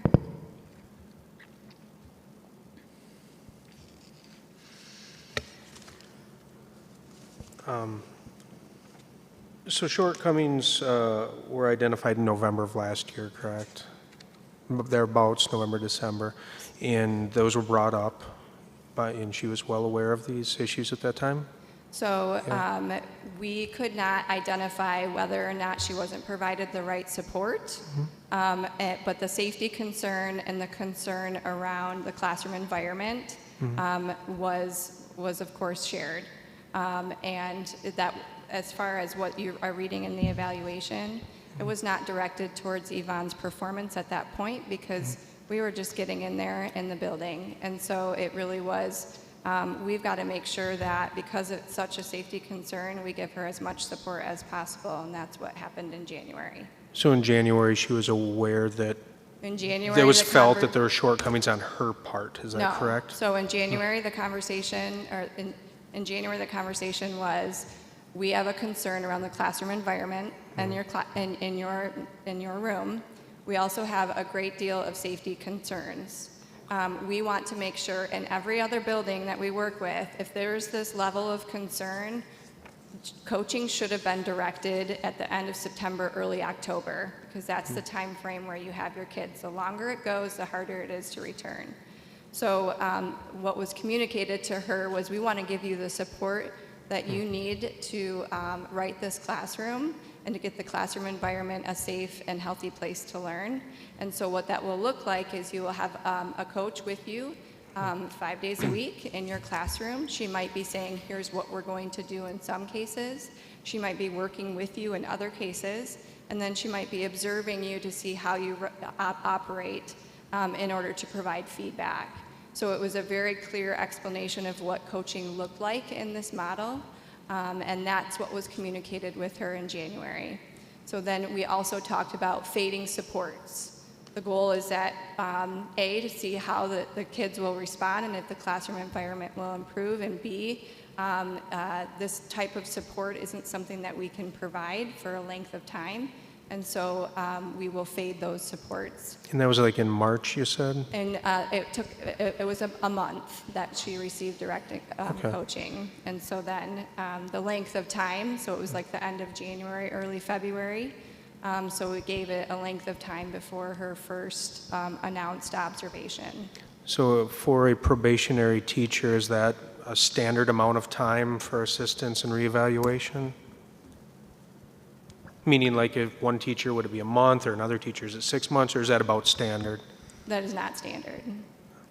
It's not, that length of time is not standard. Longer or shorter than? This is longer. This is than longer. what So we she typically was provide. provided more assistance for a longer period Correct. of time than would be normal, and it was still felt to be, okay.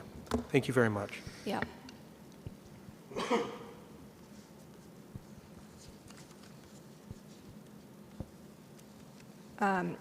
It's a lot of stuff to go through here and trying to read through all the comments and read the rubric. Assume that, other than classroom management is impacting education, the learning in the classroom. I feel like this is negatively impacting that as well. She's not able to get through as much content because of the classroom environment, and that is not for lack of will. She puts a ton of time in. She also is a very creative person, and I know that she tries to figure out the best way to provide her instruction. It's the inability to manage the classroom environment that leads to the impact of the instruction.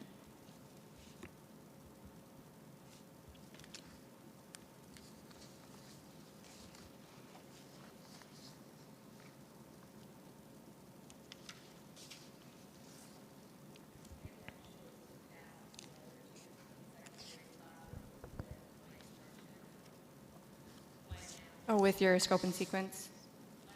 With the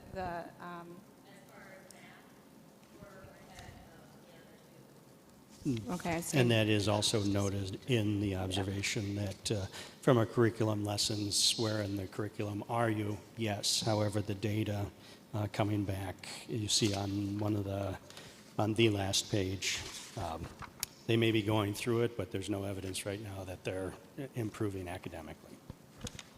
Thank you, I stand corrected.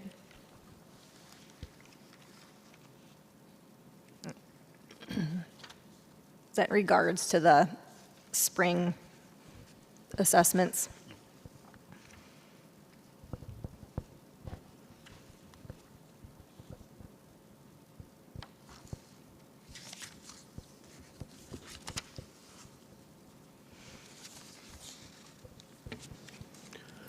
Was there anyone involved in the process of remediation or assistance that brought up any concerns that she was doing well, or that the process was insufficient, or was everyone involved in the process in agreement with this recommendation? So the only individuals who would be involved in this recommendation would be administration. It's not the role of an instructional coach to... The instructional coach, are they part of that process? They're a part of providing feedback when asked, but they are not their evaluators, so their feedback is not in that evaluation, and they cannot dictate employee matters. So this is through the experiences of observing the classroom and the growth and the classroom environment and the safety, improvement in safety, and working with that instructional coach to understand what they worked on, direct observations, as well as other events that occurred throughout the year.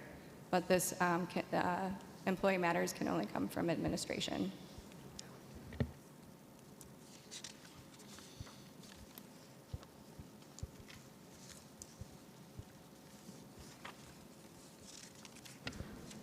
Was she evaluated last year?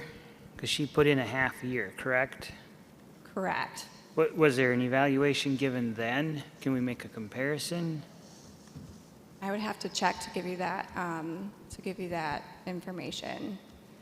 She should have been evaluated because she was a new teacher. I have not looked back at her previous evaluation. She came in mid-year and took over a classroom that was already established in routines and procedures. The teacher who left, she gave us several weeks of support so she could transition the classroom over and work with the teacher on all the routines and procedures that were put in place. So this is the first year that it was the first full year.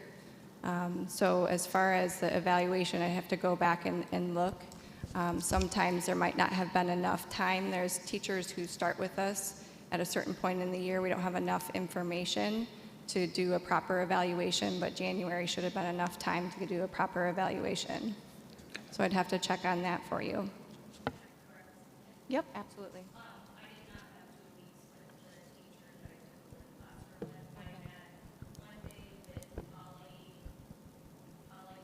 Okay.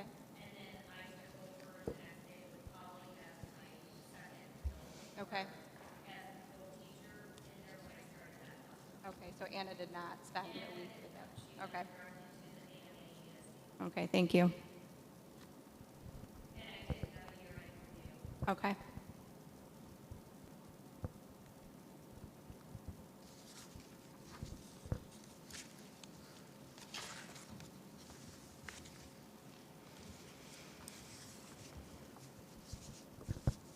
So from my perspective, first and foremost, issues of student safety.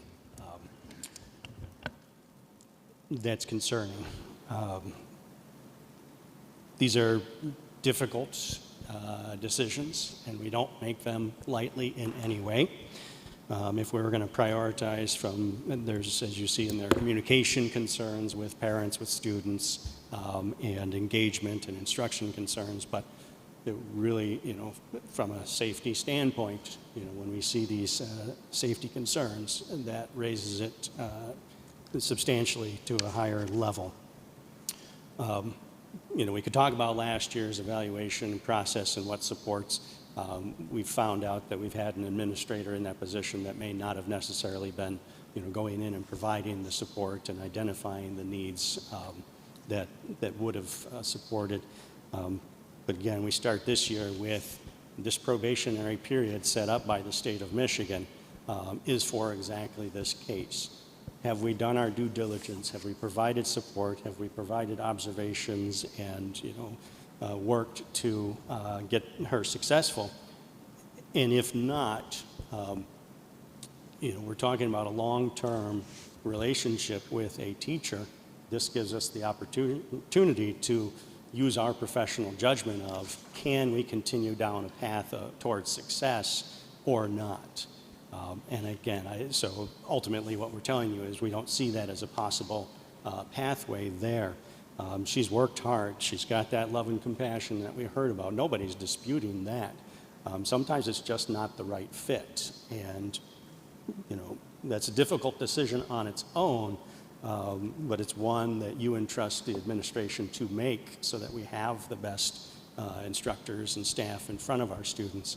But again, to me, when we're talking about issues of safety, that elevates it even beyond that for our concerns.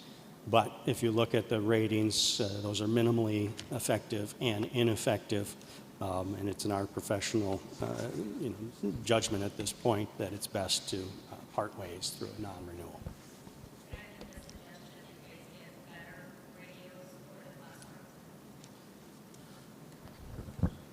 Would you like me to respond to that? Sure. Okay, so from what I understand, there were a number of calls possibly made through this radio system, and in that process, many of the calls were for situations in the building or in the classroom that could have been handled or should have been handled by the classroom staff with at least 2 adults in the room, and yet the calls go out and staff don't respond to all of those. There's a capacity issue, that they're throughout the building supporting it. So let me just back up. Ultimately, that radio is if you have an elevated situation that you need additional support from outside the classroom, you get on the radio and Megan's school support team, Ella White's support team, responds and comes in and addresses these issues. I would assume the reference to radios that don't work is that people don't always come, but we do know that they don't come because if a student's under the desk misbehaving, that's not necessarily a reason to call staff from other issues to come into the classroom, and that was a frequent occurrence.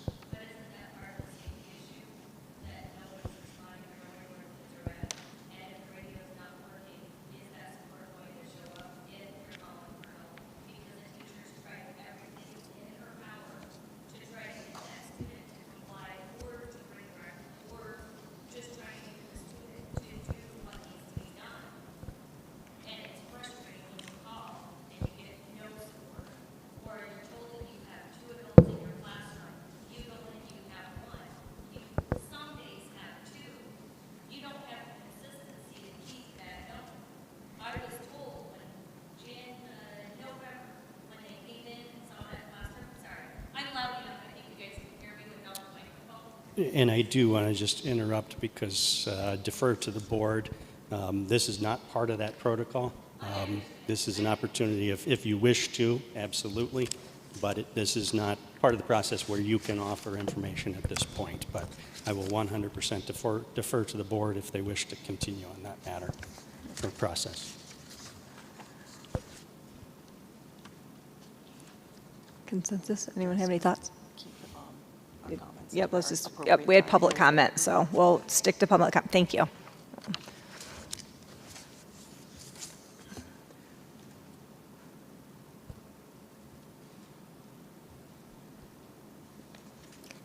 Anything else from the board? My sister-in-law is a teacher in Florida public school system, been there for 18 years, and she will tell you that having as little as one student, in fact, I think this year is probably her hardest year, is considering quitting. And she said it can be as little as having one student in your classroom that is difficult to deal with. So I'm just wondering I realize there's a lot of very ineffective rating here, but is sending a teacher away the correct course of action here? Totally valid question and concern, and certainly a reality that we've talked about as a board many times, that behaviors are escalating, not only here in Alpena, but across the state and nation. Again, this is the recommendation of, do we see a path forward? We've provided supports. There was a quick bump in performance and then a quick drop off in performance, and that one student having a solid relationship, and you see comments about that lack of relationship, that without that relationship, that one student can certainly spiral, and that we see that here, that it is a small number that escalate the behaviors of others. So it's hard to just say it's because of this one thing or this or that. It's, do we see a future where we can move her to success? And through all of our work of providing those supports and feedback and working with her, the recommendation is that no, we don't see that support. And again, I keep coming back to, we have student safety issues here, and so that's a big concern. And I'm not talking about a student behaving badly. Yes, that's one student safety concern, but leaving the room without knowing, behavior intervention plans not being followed in a pool of all settings, and other things like that. Those, again, were those issues that kind of really raised our concerns in this regard. And when we had that other assistant in and for that period, things were manageable, so it's not that this class seems unruly that no one else can handle the class either. Okay.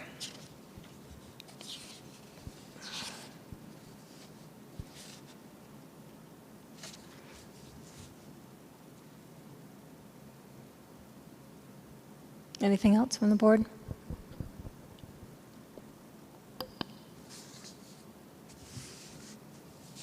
Anything else from you, Dr. Rabideau? Anything else from administration? Okay. Okay. With that, we have in front of us a motion to approve the non-renewal of a probationary teacher.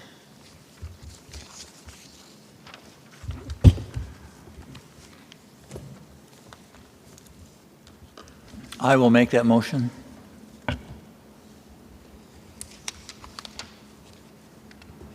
Support. Okay, any discussion?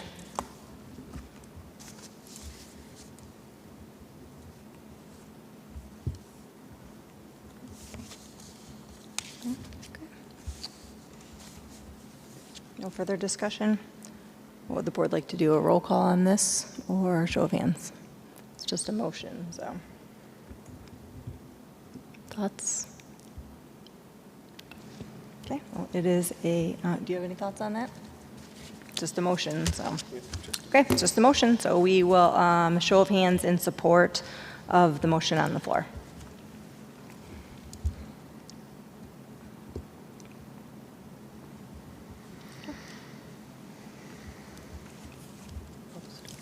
We just have one that non-opposed, just for no.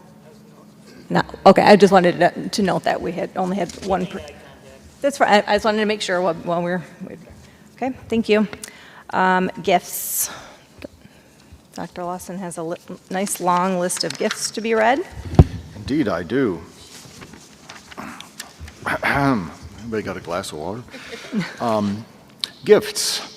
We have from Alpena Alcona Area Credit Union, HPC Credit Union, and Northland Credit Union partnered to cover the $7,767 cost of the new Alpena High School sign. Omega Electric and Sign Company donated labor and equipment valued at $1,650 to install the new Alpena High School sign. The following donations were received by Ella White School for Teacher Appreciation Week.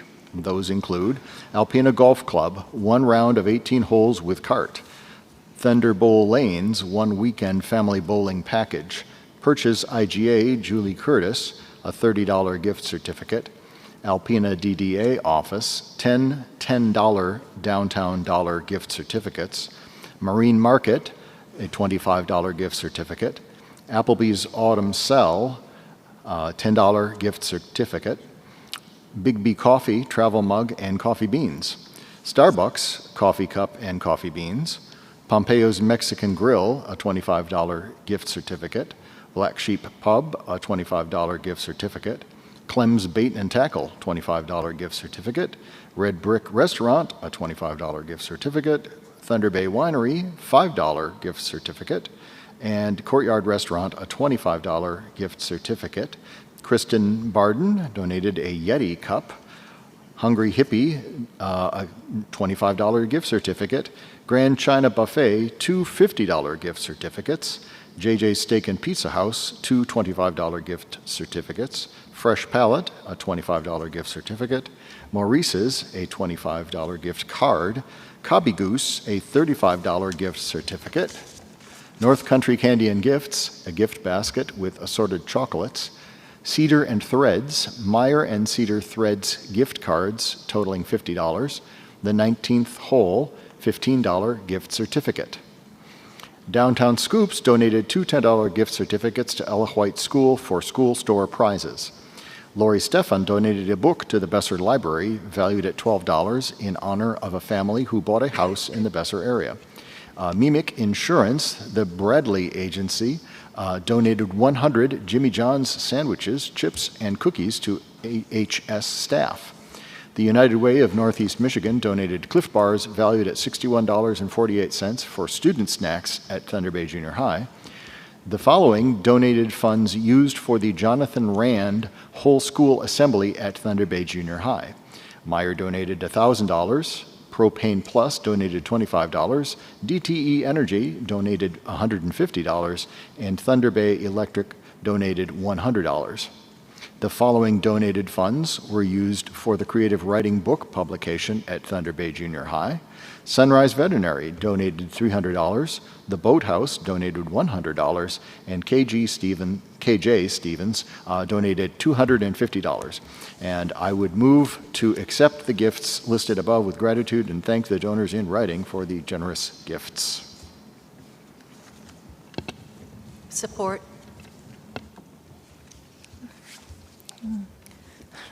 Any discussion? Okay, hearing none, show of hands for this motion, please. All right, we are at the second opportunity for citizens and delegations to address the board.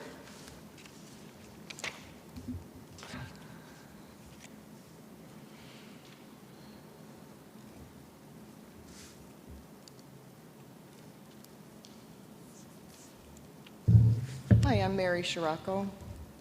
I think we need water, Dr. Larson, because I'm kind of parched as well. Just wanted to say something nice about Miss Jasmine. My special needs child had her in the second half of her second grade school year. My interactions with her were always positive. In fact, I think that was during the best time that my child was in a learning state of mind. She is a high flyer, as you put it, or, whatever. But she could go to school for a month, everything doing great, learning, and then nobody knows what happened. She's going to escalate, run out of the building. When a staff approach her, she gets violent because of the things that she's experienced in the past at school. I think that no amount of coaching could prepare any teacher for some of the behaviors that they would experience. And there's a lot of times where a student will have an IA, which I know it stands for individual aid, where that IA is working with multiple students that are special needs students. This has been going on for years. I hope that people look at all the classrooms. It's not just a teacher's performance that would, she's not responsible for how kids behave. I understand that, things happen, but these kids that are special needs are unpredictable.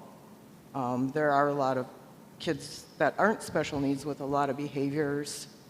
Apparently, from what I'm hearing tonight from that other lady, there's a lot of sexual harassment, sexual assaults going on. My other student, who I filed a Title IX, the boy was placed back into her classroom last Friday without warning so that I could prepare my kid to sit in the same classroom with a boy that sexually assaulted her on more than one occasion. Want to talk about safety of kids? Want to sit a victim in a classroom with a child that hurt her? Very smart. But anyways, Mrs. Jasmine was an awesome teacher, and I thank you for the great experience my child had.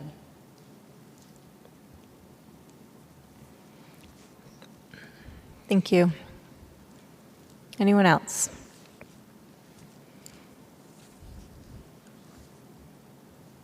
Okay, seeing no one else coming forward. Next on the agenda, information and proposals, letters and communication. I think nothing further other than the letter we heard earlier. Reports and information from the superintendent and staff. So I believe on the interactive agenda, there was a PowerPoint from Ms. Lyon about our budget process and everything. So in June, it's very difficult to talk like this. I'm going to go over there for a second. Okay.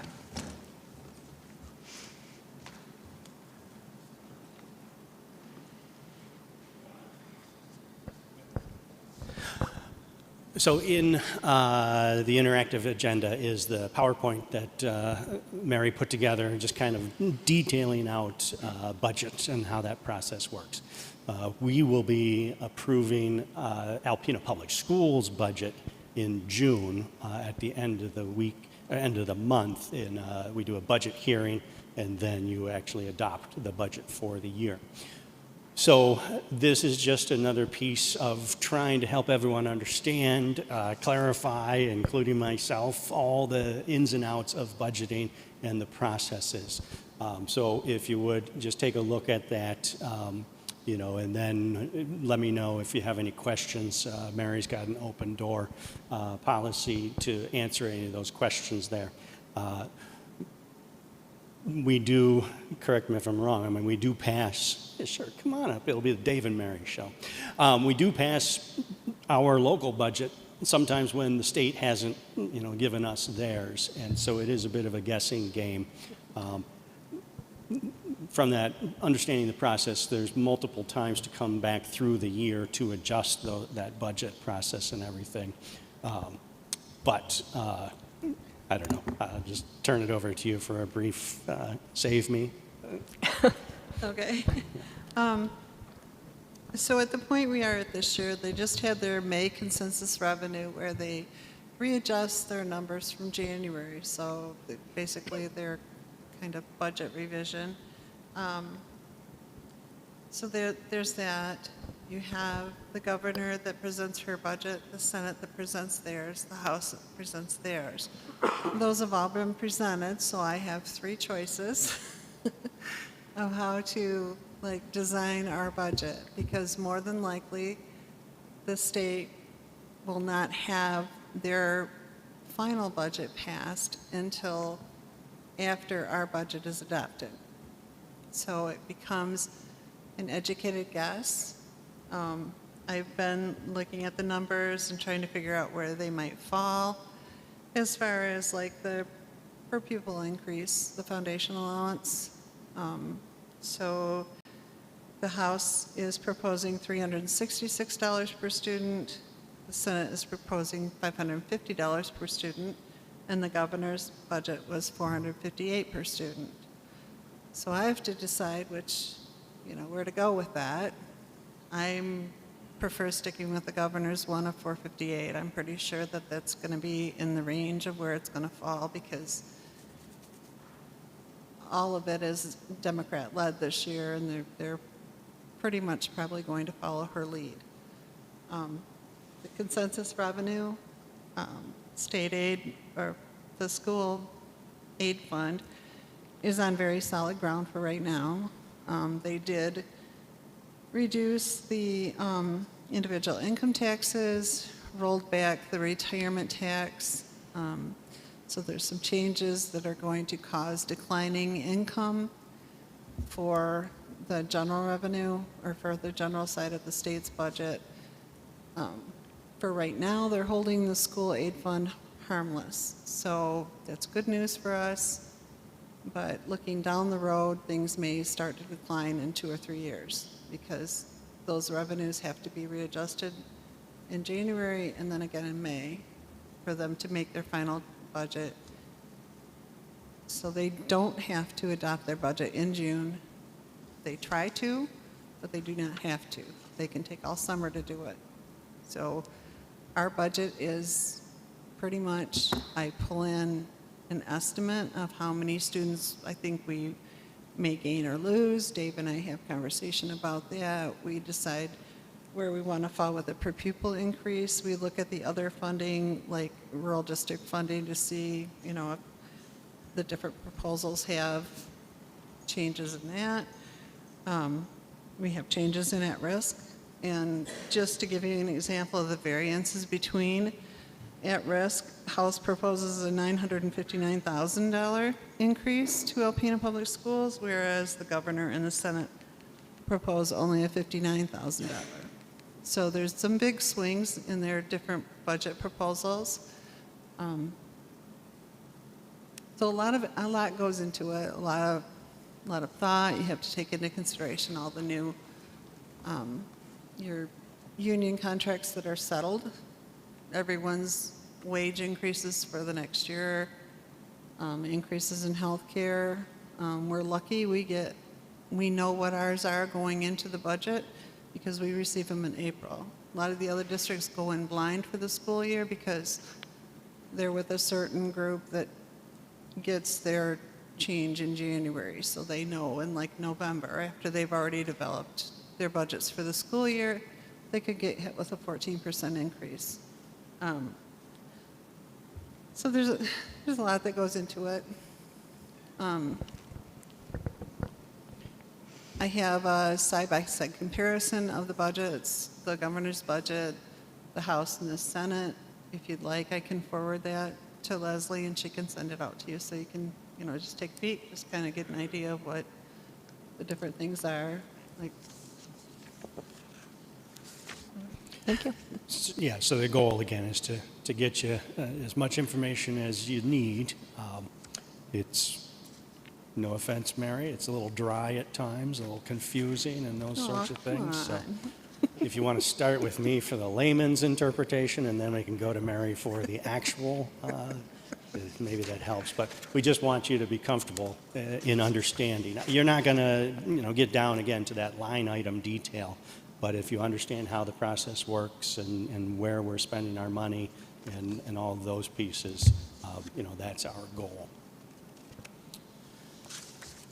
So I think I said it, in the interactive is that link to that. All right, thank you, Mary. And I'll take my superintendent update too. I lost track, but we do have the policies available for you. Was that linked as well?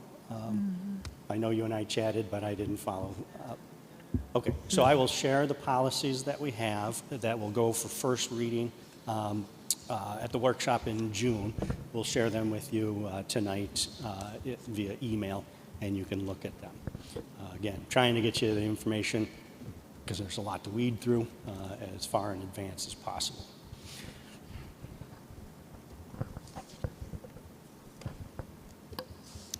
Okay. Kind of stuck with a lot of great things going on with strategic plan updates.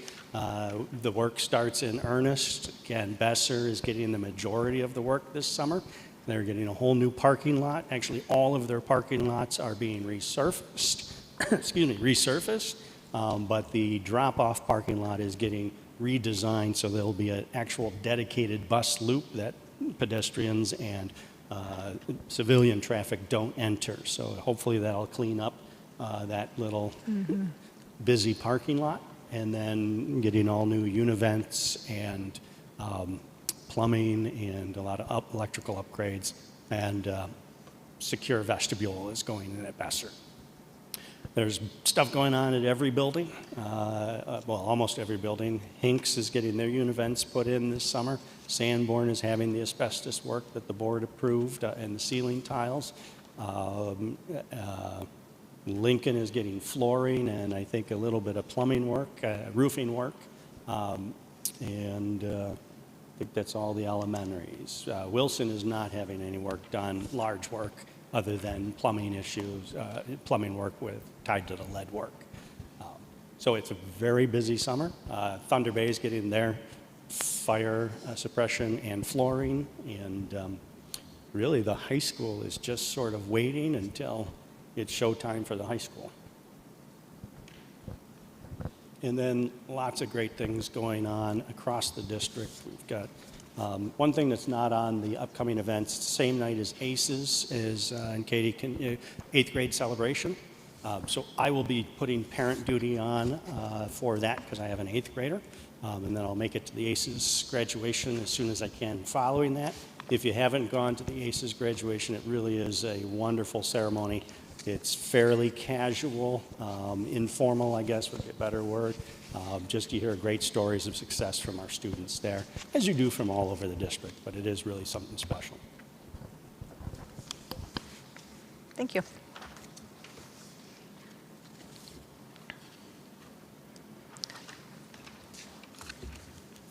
Okay. Information and questions from the board members? I have a question. Some of the materials that we get as marked confidential, we can receive via email, such as staff updates.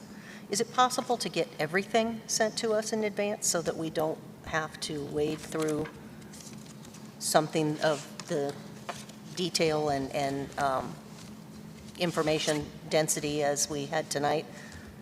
Is that possible? I would assume so. I would assume so. We just want to check from... I mean, I would be, yeah. I want to make sure that you know for certain whether you can or can't, because, Yep. you know, we'd have to find a way, just as this is protected material, while we're sitting up here, it would have to be the same regardless of the media format that it comes to us. Yeah. But it's just a suggestion. Thank you. Okay.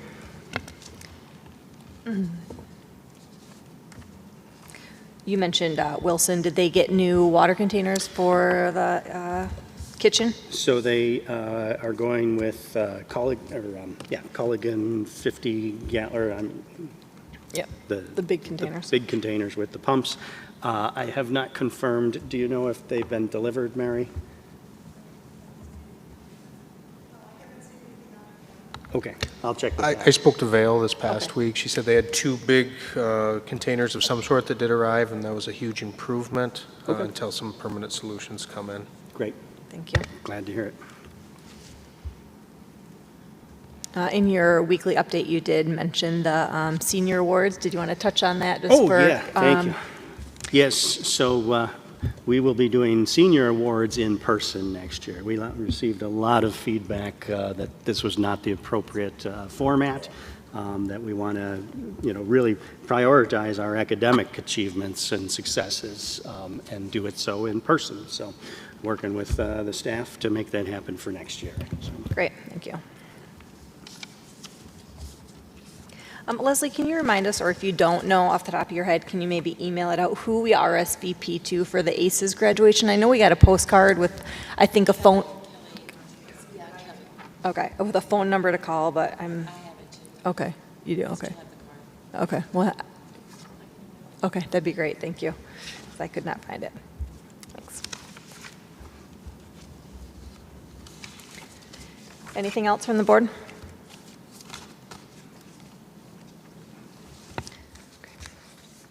Nothing? Okay, hearing none, we'll keep moving. Advanced planning, we have May 23rd, the Thunder Bay Junior High Choir Concert here in the auditorium at 7 p.m. May 24th, Alpena High School Student Council Induction, 6 p.m., also here in the auditorium. May 25th, Alpena High School Choir Concert, 7 p.m., also here in the auditorium. May 26th, Alpena High School Seniors Last Day. May 30th is the AEA retirement celebration that people need to RSVP for that to Leslie. That is out at Alpena Sportsman Club. May 31st, ACES graduation at Art in the Loft, and also the 8th grade celebration. June 1st, special meeting at is that the new date we decided on that? Okay, there we are. June 1st, the special meeting at noon at the boardroom. Can you remind everybody what that is for It's for the Form L 4029, the tax levy. Yep, tax levy. Consideration. Just so the public knew what that was for.